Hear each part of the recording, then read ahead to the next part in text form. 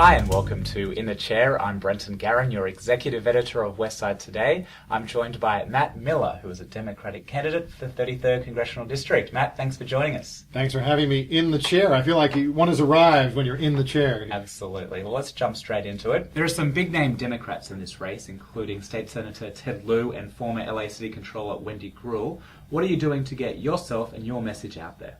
Well, I start because I've been on public radio hosting KCRW's Left, Right, and Center for 18 years now. I start with unusually high levels of name recognition for a first-time political candidate. I find as I go around the district at markets and in all the different public venues a candidate goes to schmooze, most people know my voice, my name, love Left, Right, and Center, and had no idea what I look like, and then don't seem too disappointed afterwards. So we start with a very strong base in the district that way, and then what we're doing is, one of the unavoidable duties of a candidate is to raise huge sums of money because it's the only way to communicate in an expensive media market like this. And as we speak, our first cable advertisement is ready and going on the air this week. Our direct mail is hitting. And those are kind of some of the main ways you use to reinforce those who already know you and also fill out your background. So while folks may know me as the radio host they hopefully love, they don't know I was in the Clinton White House as an economic advisor. They don't know I've advised Fortune 500 businesses and entrepreneurs as a consultant, so I get business in ways the other candidates don't. I'm the only candidate who's worked in the White House for Clinton in an economic policy role. I'm the only candidate who's helped turn around failing schools. I'm on the board of the Partnership for LA Schools, 17 of the toughest schools downtown, that lead the state now in terms of academic improvement. And also Arnie Duncan, the Secretary of Education, appointed me to his Equity and Excellence Commission, which issued a blueprint a few months back with a broader, ambitious agenda for the nation over the next decade or so. At what point did you decide that you wanted to run in this specific race? Well, I'd served in the Clinton White House, so I believe in public service. As a younger man, I always thought that when Henry Waxman stepped aside, I might look at this seriously. I had no idea it would be now. I think all of us were taken off guard and really stunned. And, we all thought it would be 5 or 6 years from now.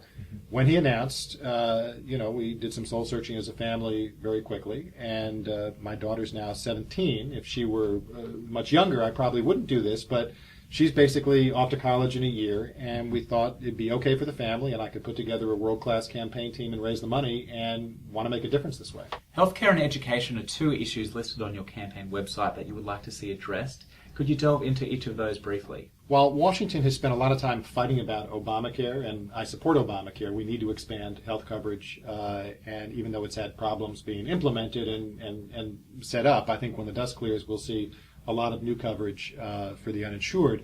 But the big issue it doesn't address, and that's a huge national issue and a huge local issue for everyone in our district, is healthcare costs. People don't realize that we spend twice as much per person as every other wealthy nation without better results. And that's $1 trillion nationally, just taken off the top by the medical industrial complex. It comes out of every worker, every business, every family, every senior citizen, every taxpayer. It's about $50 billion in the Southland alone every year. It's the equivalent of an $8,000 tax on every household in our district.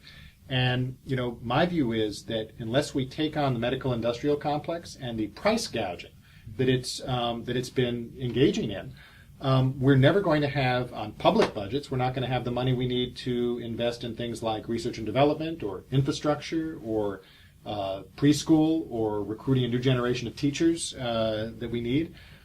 Because the healthcare cost monster is gobbling up public budgets and on private sector budgets because soaring health costs siphon off a lot of the money business would otherwise use to boost wages. So many workers in our district and around the country haven't had real wage increases in the last decade. So I put out a plan to get very serious about trying to ratchet back and rein in the medical industrial complex, which I hope people will look at. And I think I've got the kind of background between my White House experience and passion and credibility on this issue to take on the special interests to make a difference for our families and businesses here. And then finally, can you share what part of the district you live in and what you love most about it? I'm a Westside hometown boy. I broadcast from KCRW in Santa Monica for 18 years, so I'm in Santa Monica, every day basically. And we've raised our daughter in the Palisades. We belong to Kehilat Israel, the temple there. That's where she was bat mitzvahed. And we love the west side of LA.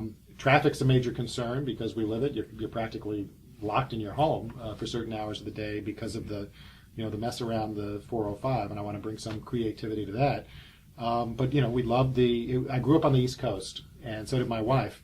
And our view has always been, since we moved here 18 years ago, that the weather in LA is like what you associate with vacation when you were a kid. And that puts you in a great mood. And so, we think it's really paradise. There's obviously challenges that many of our neighbors face. And I want to make a difference trying to help them and represent the communities that I've been living in now for almost 2 decades. Well, Matt, good luck, and thank you again for joining us. Thank you for having me to the chair. Absolutely. We'll be back next week, so don't forget to check out westsidetoday.com to see who's in the chair.